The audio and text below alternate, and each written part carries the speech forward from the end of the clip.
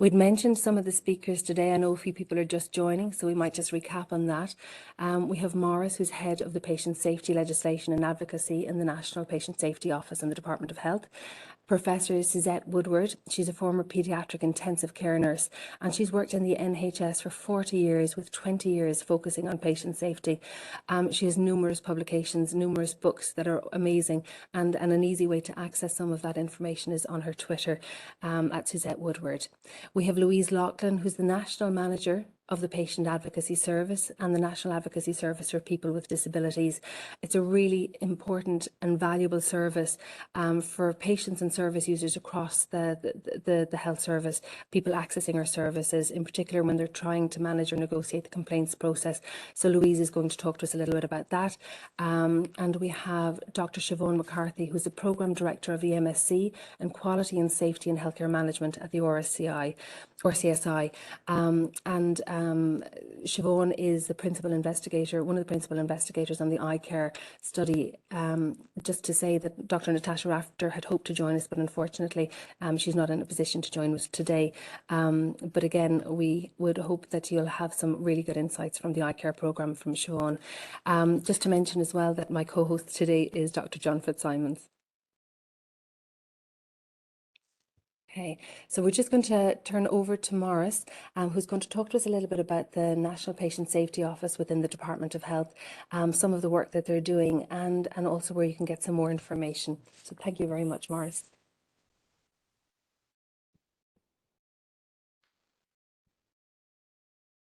Thank you very much, Juanita, and thanks for having me on the webinar today. It's great to have an opportunity to talk to your audience. I'm going to be very quick. I'm going to let the interesting speakers do the majority of the work for this session. What I'm going to do is just give a very quick whistle-stop tour of background to the NPSO, the main work that we do, and just say a little bit about the conference today as well. So I'll get straight into it. If we could go to the next slide. Background to the NPSO, we were established in 2016 to strengthen the patient safety role and functions of the department.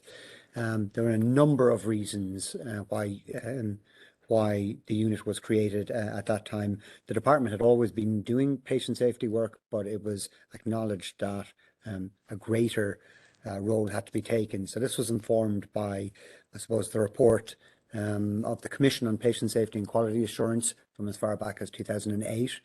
It was informed by the Strategic Framework for Reform of the Health Service, the Future Health Programme, if anyone remembers that. And it was also informed by a number of HICWA investigation reports which had taken place into kind of adverse events and so on at the time. So all of these things came together, and it was decided formally, there was a memo for government, it was decided formally to launch the NPSO. Next slide, please. So what do? We cover quite a large amount of territory. I suppose I've helpfully highlighted the most important unit there. That's my own, the Patient Safety Legislation and Advocacy Unit. Of course, I'm joking. There's tremendous work done right across all of the units.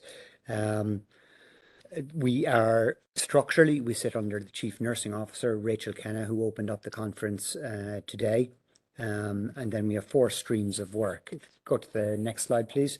The main areas of work, and I've just kind of taken a selection here. There's a lot more kind of goes on, but these are some of the areas that people might be familiar with. A lot of work being done on AMR, that's antimicrobial resistance, with the second National Action Plan launched recently. Also on that side of the house, a lot of work is done on clinical guidelines, a huge volume of work. Just to give an idea, under this current minister, there have been 7 NCEC national guidelines published. I think some of those were the smoking cessation, amongst others. On the surveillance side of things, it will feature a lot in the conference today, talk about the NHQRS. That's the National Healthcare Quality Reporting System. Basically, what it is, it's in its 7th or 8th iteration now. It's basically a tool for measuring the quality of our healthcare system across a whole range of metrics. It's a fascinating piece of work, as well as, I suppose, the other side of that surveillance side is the National Care Experience Programme, and that's about listening to the voices of patients and service users. What was their impression of the service that they have received, and that, as well as expanding all of the time, moving into new areas, covering new areas, and asking patients in those areas their thoughts. If we could go to the next slide, please. My side of things, the legislation and policy side of things, I suppose the big ticket item at the moment is the Patient Safety Bill, which in its essence is about introducing, I suppose, mandatory open disclosure of a certain set of the most serious patient safety incidents. It also does a number of other not inconsequential things, like expanding the remit of HICWA to private hospitals and so on. The other, one of the other pieces of work that were involved in my side was the commissioning of the Patient Advocacy Service, which is a brilliant service launched a number of years ago to mainly to facilitate patients in making complaints about service that they've received. I'm not going to say anything more about that because the actual expert is going to be on this webinar. Louise Loughlin will be talking in a couple of minutes. I just note that we're coming very close to a milestone with the Patient Advocacy Service because a new contract has been agreed. They will be rolling out the next iteration of the service in at the start of next month. That will be an expanded service as well, so that's excellent. Finally, my colleague Patrick, his unit is involved looking after HICWA in terms of oversight and governance, and also work on the policy side, looking at complaints and incidents policies. So that's really a whistle-stop tour of what we do. If we go to the next slide. The theme of the conference is working together for patient safety, and it's specifically looking excuse me, about how people are drivers of change in the area. There's a number of key issues which you can see on the screen there. Some of the keynote speakers, some of them are here. Professor Suzette Woodward will be taking over in a second and talking about, from her speech earlier, on Safety 2 perspective. I'm going to finish up now just to say, to all of the people listening to the webinar who couldn't come to the conference today, all of the speaker presentations will be recorded and uploaded onto the department website after the event. All of the previous year's conferences, 2016 to 2019, are available there as well. And that's it for me, except just to say, if you would like further information on anything that I mentioned there, you can ask a question in the chat box, or our contact details are on the final slide if you can move it on there, if people want to get in touch with the National Patient Safety Office directly. Thanks very much, Juanita. That's wonderful. Thank you so much. And I'm now going to pass over to John, who's going to introduce Louise. We'll talk to you soon.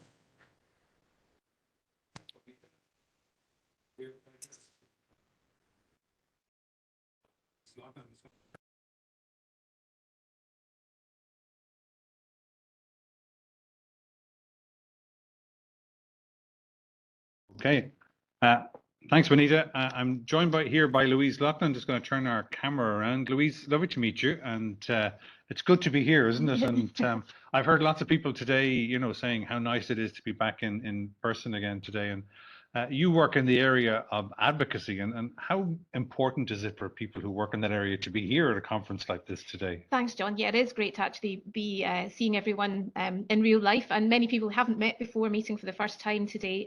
It's really important, I think, to have advocacy here, and we have a stand in the main hall, and I'm speaking this afternoon because we are bringing forward the patient voice and solely the patient voice. We are funded by the Patient Safety Office, as Maurice just described there, but in our operations we are completely independent from the department and from the HSE, and our primary function is to support patients to bring forward their complaints and to support them through patient safety processes. So to hear from the experts here today about developments in patient safety, like the importance of today's speakers talking about, Suzette talking this morning about listening, and then also psychological safety is a really strong theme that's coming out today. And I would say that psychological safety also has to extend to users of health services. They have to feel safe. And, you know, some of that came up in the earlier speakers this morning about the trust between a clinician and the patient, and that extends to how we respond to their complaints as well. Yeah, and I mean, psychological safety, I think, has been one of the key themes. So many speakers have mentioned it this morning. How do you think we do that? I mean, how do we create that environment that has psychological safety for patients to speak up? I think for patients, it is that listening piece. It's really critical. And I think there were some earlier discussions this morning about maybe some defensiveness that still exists in our health services. And we just need to try and keep working at coming away from that and really focusing in on understanding that we're all human, we all make errors, and really just trying to implement the learning. And we mean that in a meaningful way, not in a kind of superficial fashion, because sometimes we're not even talking about things that can be very serious, but the impact on the individual can be very serious, because it can be about communication or how information is shared. The type of environment in which information is shared can actually have quite a significant impact on an individual. What we have also learned, one of our functions is also to share what we learn from our work, you know, from our cases. And we've had quite a few successes in involving people who've used our services to go back in to, say, an acute hospital setting and talk to the clinicians who treated them, and maybe when things didn't go according to plan, and to pick out maybe, well, look, if you'd done this differently, I would have felt differently. And actually that is very, very rich, but it's done when you have an advocate supporting you through that process. It can be very empowering, because you're helped to understand what actually the system is. How do you navigate your way through your service, your say, or through the incident management framework, or whatever system it is? And also, what questions do you need to ask? And that can really help the clinicians and the healthcare staff, because then they know what's going to be asked of them. It's not necessarily a whole deluge of information that they're being asked to respond to. It's coherent, it's structured, and actually when everyone has that, everyone can benefit from that. And that's really one of the benefits that having advocacy involved in these types of incidents can bring. Great. One of the things I was talking about this morning was education for patient safety, and I think, you know, that's important for clinicians, but I think it's also important for patients to know a bit about the ideas and the theories behind how we can make the system safer. Do you think that's important?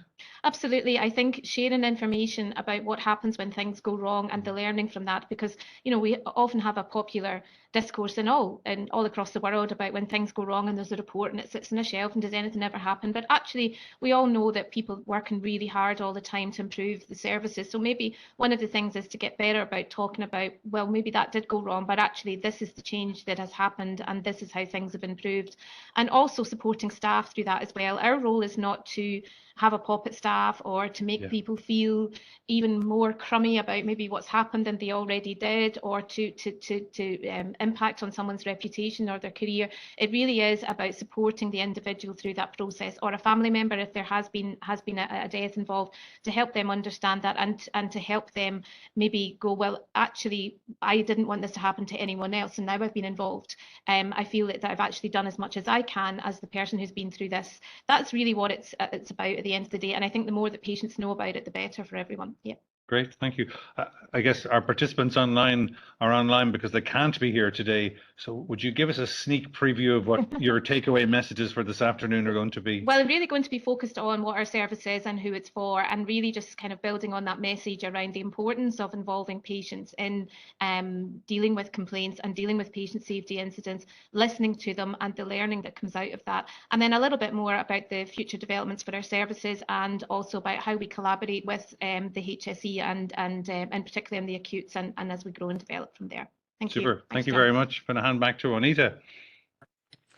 Thank you very much. We're just going to,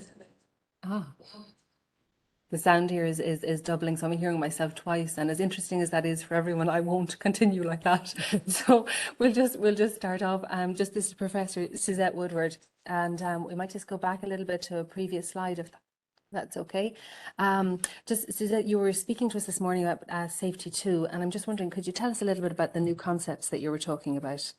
Absolutely. So I always think of safety too, and I remember a quote that somebody said to me, which was that safety one is about studying marriage through looking at divorce, and safety two is about studying marriage by looking at good marriages.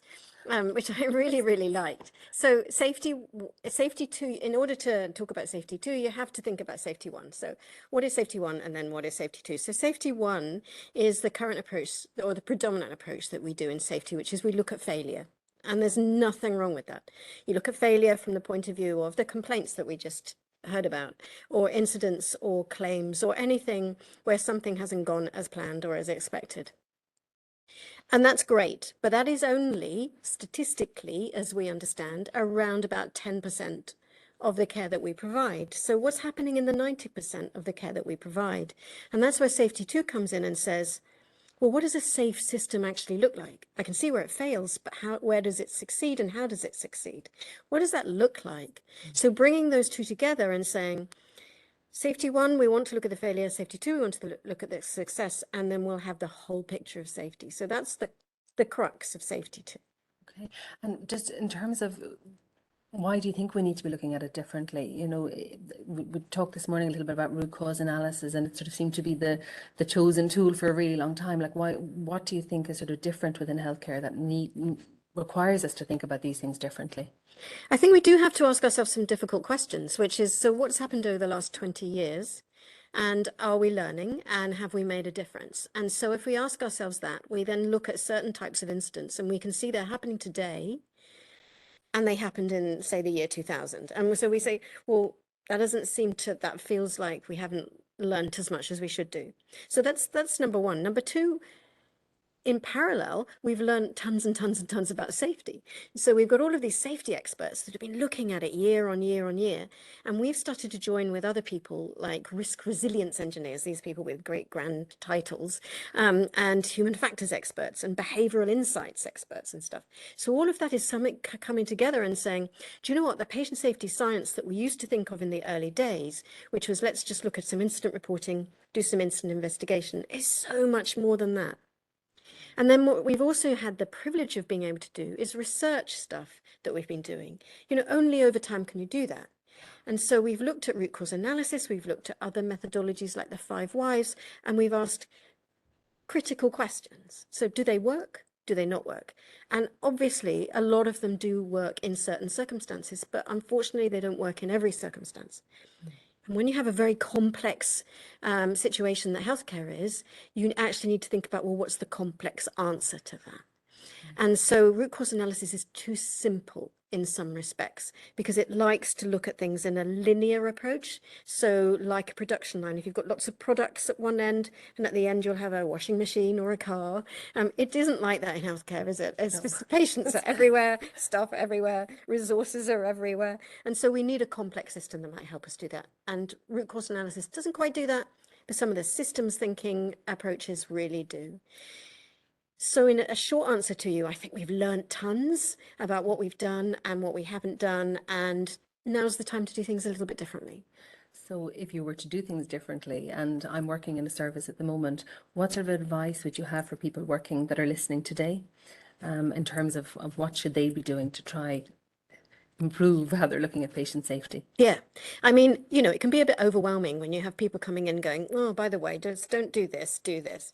And we all are a bit tired of initiatives and interventions and the new thing that's come around the corner.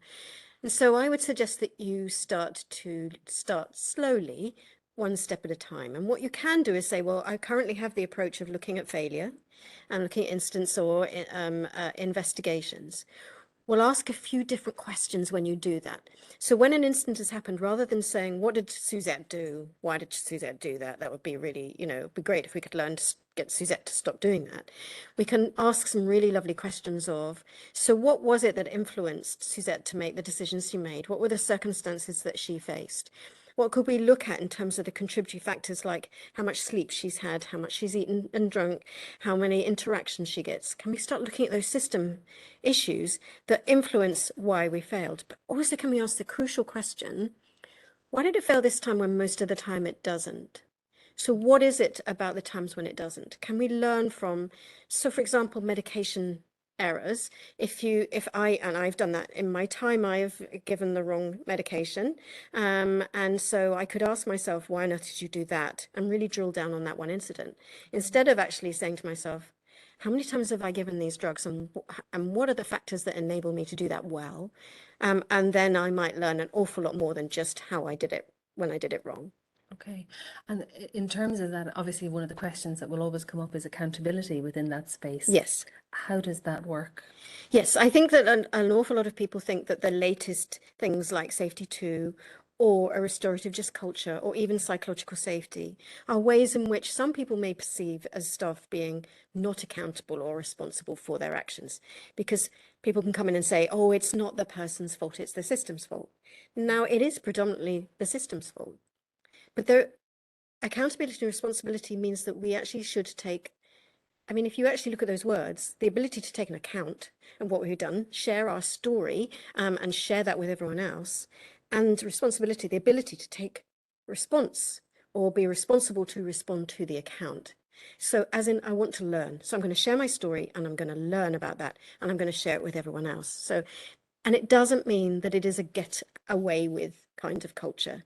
Yes. If there's a line to be drawn, there is a line to be drawn. So if you have been seen to be reckless or hugely risky, then there needs to be some consequences for that. Okay.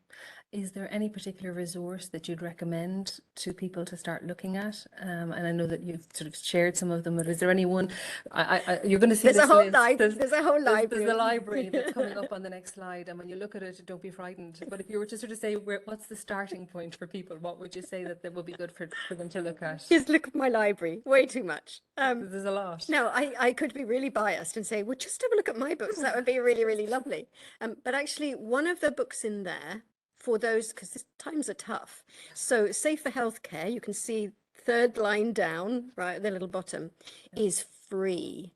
It's free to download. You just have to go to Google, type in Safer Healthcare, Charles Vincent and Renee Amalberti. You'll get the free copy. Okay. So, that what's not to like. It's all free and it's got some really brilliant advice in there. Yeah. And just to say as well, I mean, obviously the HSE library services will have a lot of these in stock. And if they don't, you can always ask for them to get them in, because they can be quite expensive, some of the books, but they're really worth taking a look at. So I'm going to say thank you very much. That's been incredible and really, taking a lot from this morning. I've taken so much from it, so I'm really looking forward to hopefully that the session will be available, that others will be able to look at it in the future. I'm going to pass back over to John, who's going to talk to Siobhan. So thank you. Thanks again. Thanks, Juanita. And I'm joined now by Siobhan McCarthy. I'm just going to move my camera around here, and Lorraine Schwamberg. Hi, folks. Hi, John. Siobhan, you're a researcher and a lecturer in the RCSI, and Lorraine, you're Assistant National Director for Incident Management with the Quality and Patient Safety Directorate. But you've come together to work on this project called iCare, and we'll get into that in a moment. But it's looking at what our people probably are familiar with, but for those who aren't familiar with after-action reviews, what are after-action reviews? Absolutely, John. So people are most commonly familiar with the word debrief, but after-action review is a specific form of debriefing that originated in the US Army in the 1970s. And they used it after training missions to get fast learning so they could immediately improve. And there's 4 very specific questions to an after-action review, and it's meant to be done as near as possible to an event happening. And the event may be positive or negative, but it originally originated for mission critical events. So the 4 questions are: what did we expect to happen? What actually happened? Why was there a difference? And what have we learned? And it's based on the premise that the goal of improving quality and safety involves team learning, team reflection. And there's some research out there in general around debriefing that says, that organizations and teams that debrief together are more effective than those who don't and have 30% better outcomes. But really, this study is all about after-action review, which is a very specific form of debriefing. So after-action review sounds like a good thing, yeah. But you know, Lorraine, why did you feel kind of that we needed to do a study then? Because if it's a good thing, why don't we just get on and do it? Yeah, well, interestingly, even though there is a lot of research from other industries that it is a positive thing, there isn't that much research in healthcare. Okay. And within the HSE, it was endorsed in our incident management framework in 2018. So it's been endorsed, rolled out. We've provided training for a number of years now. And it's really to take that opportunity to do some research in terms of how effective it has been, how is it supporting staff out there, and what are the benefits of using after action review, for instance. Great. So to try and, I suppose, develop that evidence base that we need for patient safety interventions, same as we have for everything else in healthcare or science. Absolutely, absolutely. And what's interesting, John, is myself and Teresa Keane were delivering the training. You know, it was delivered in very small cohorts to groups of 16 people, and we were doing it over a few years. And we'd all the time be able to cite research from the US firefighting industry, for example, but we'd no research to cite from healthcare. And we always said we're hoping to do some research on it. So we were delighted to team with Dr. Natasha Rafter to get a HRB funded study to actually look at it. And what was really important to us as well was that it would be an implementation research design, so implementation effectiveness. We know from the study of quality and safety that, and other interventions as well, it takes 17 years to get 14% of research implemented. So while the evidence gap is there, there's no evidence in healthcare that doing after action review on positive and negative events formally or informally improves safety culture, reduces second victim experience. So we want to test that out. Okay. But similarly, we don't have any evidence about how it's implemented or how well it's implemented.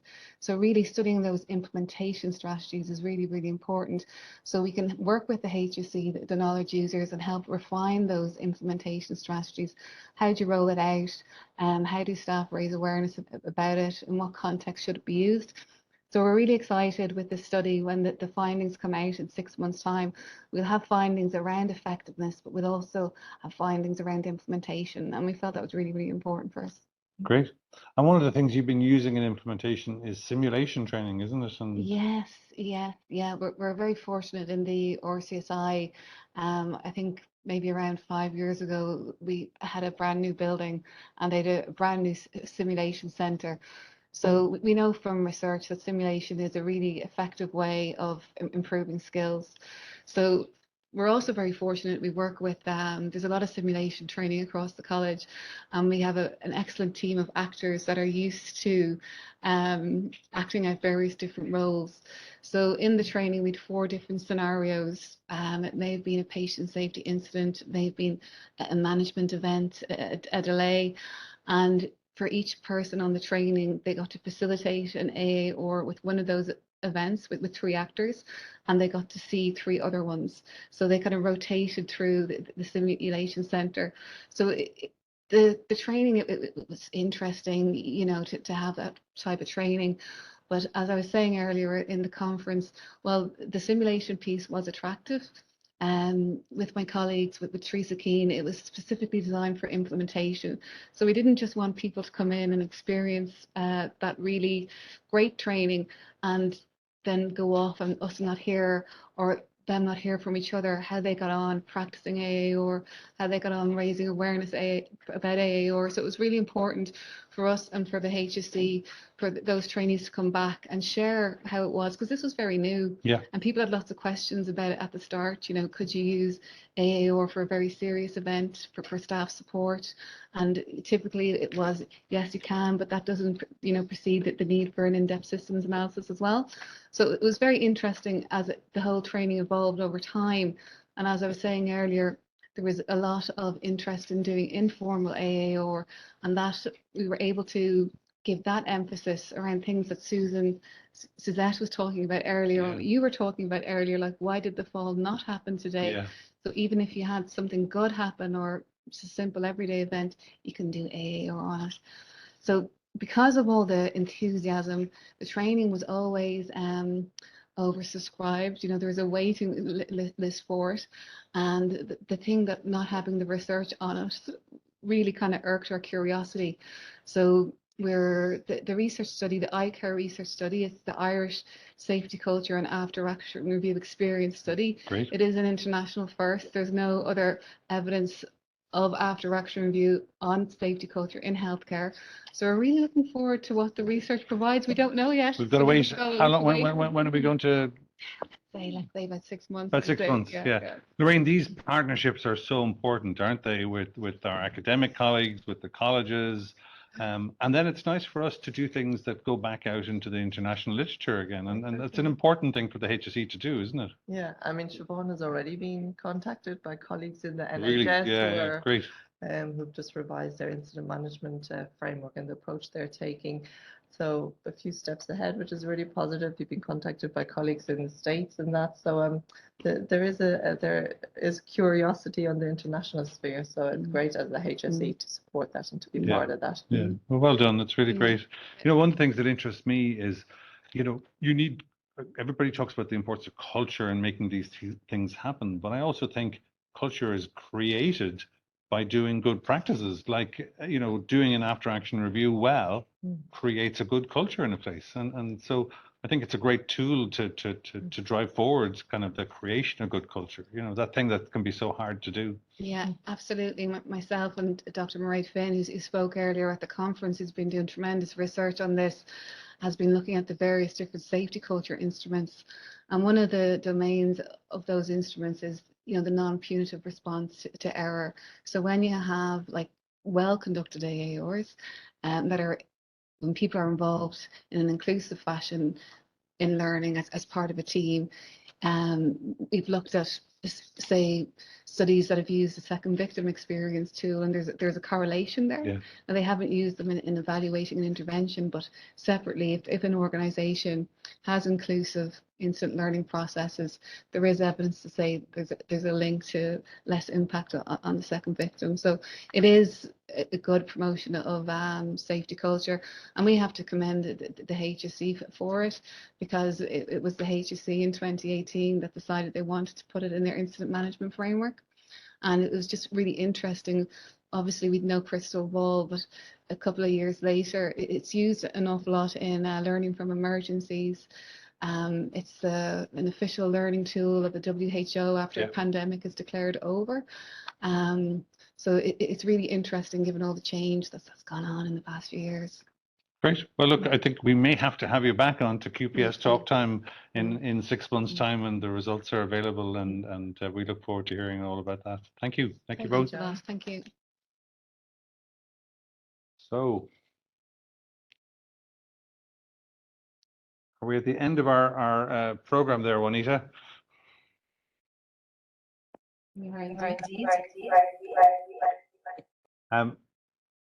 So have we any comments there from anybody or anything in the chat?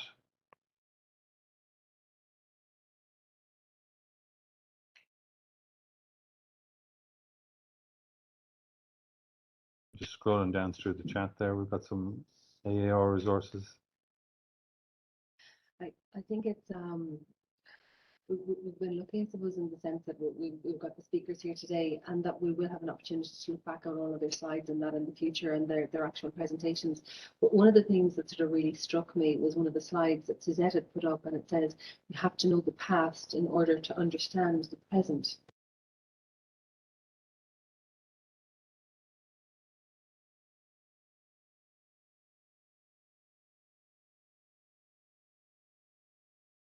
Introducing new concepts. Sometimes it can feel like the people who are doing the work and who've been doing it for some time think that somebody's come along and said what you've been doing hasn't worked, and it kind of not only does it belittle in a way the work that you've been doing, it can be really frustrating. So I think it's a kind thing to do. It's a respectful thing to do, to actually understand how much people have learned over the last 20 years or so in safety in particular, and to use that learning to say, you've enabled us to go one step further. I always remember there was a documentary about Barack Obama, and they showed how there were two teams trying to get some policy through Congress or whatever it is in America, and one team was successful and the other wasn't.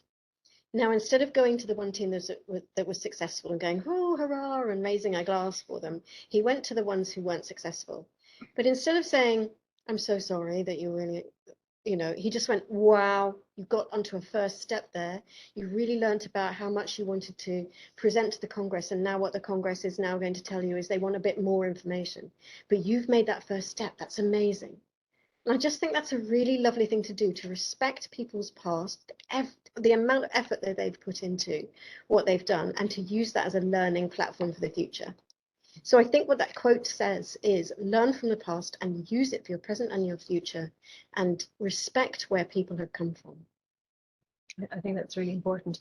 And I'm also struck by the fact that often, sometimes, strategies aren't implemented with the best of intentions. They're not. And sometimes it can be really helpful to have the conversation about, you had all of this really good stuff here. Why did it never actually come to fruition? Because you can reinvent the wheel, or we can have a new patient safety strategy. But, having the conversation about what the blocks might be to implementation can be really helpful. I think that's vital in terms of the way in which we investigate incidents. So, when we look at things like after action review, one of the things that you should do in all of that is to say, what have we learned about this before? Yes. And so if we've done either a root cause analysis or an after action review or whatever other approach that we've used, what were the recommendations that we made then, and why haven't they been implemented? So could we just go and revisit? And it may be that we say, do you know what, we're going to make no new recommendations this time round, which can be a bit controversial, but because we've already got them. We've already got that wonderful past that we can say, let's just carry on trying to implement those recommendations. That's brilliant. Thank you so much.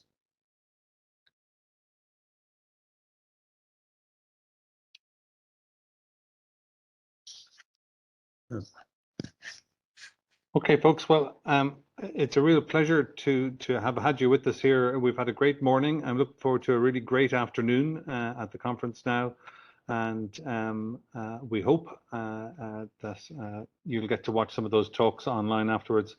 I'm just going to tell you about some of the important things we have here again. Just giving a plug for our new podcast, Walk and Talk Improvement.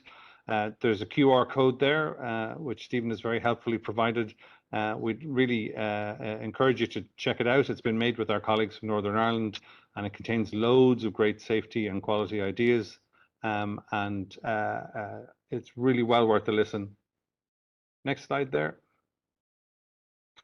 Again, just highlighting, and we highlighted this a number of occasions this morning, the QPS Prospectus of Education and Learning, really great programs out there. So whether you're interested in incident management or open disclosure or learning about quality improvement, there's lots and lots of things that are there.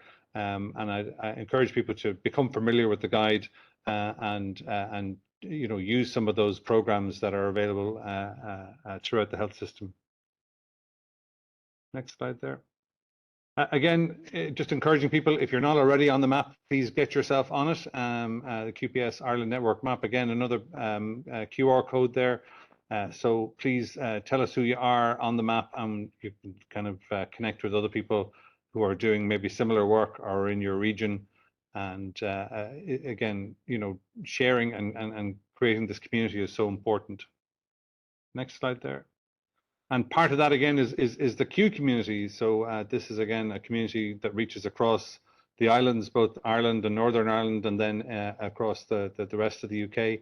And so again, we'd encourage people to check Q out, to apply to join Q. We'd love to have more members and more members from Ireland. And again, similarly, you might find people who are working in your specific area. Maybe it's a specialist area. And again, the fact that Q is so large across the UK means that we can connect lots and lots of different people and lots of different ideas.